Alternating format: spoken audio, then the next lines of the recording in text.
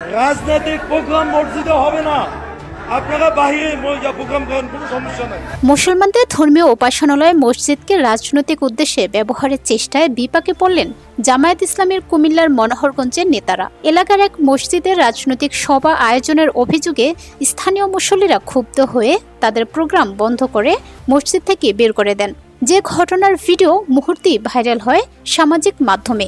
Social মিডিয়ায় ছড়িয়ে পড়া ভিডিওতে দেখা যায় ভিডিও করতে থাকা ব্যক্তি বারবার বলছেন, রাজনৈতিক প্রোগ্রাম মসজিদে কেন? আপনারা বাইরে যান, মসজিদে কেন রাজনৈতিক প্রোগ্রাম হবে? রাজনৈতিক প্রোগ্রাম মসজিদে হবে না, আপনারা বাইরে প্রোগ্রাম করেন, কোনো সমস্যা নাই। মসজিদে কেন রাজনৈতিক প্রোগ্রাম হবে? রাজনৈতিক কোনো প্রোগ্রাম মসজিদের ভিতরে হবে না।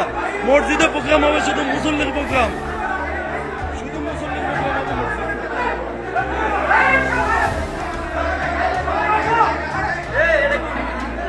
রাজনৈতিক কোনো প্রোগ্রাম মসজিদের ভেতরে হবে না, মসজিদ প্রোগ্রাম হবে শুধু মুসল্লির প্রোগ্রাম।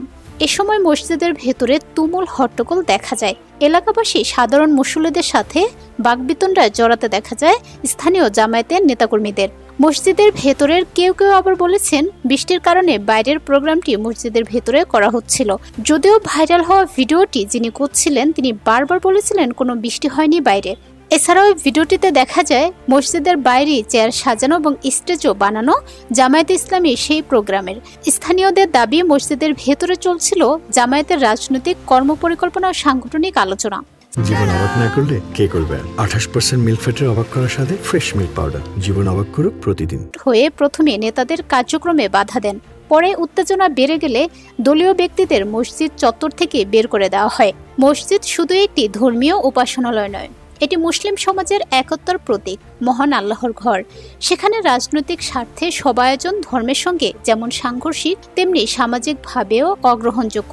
বিষয়টি নিয়ে তাই সামাজিক মাধ্যম সহ সর্বমহলে শুরু হয়েছে তুমুল সমালোচনা।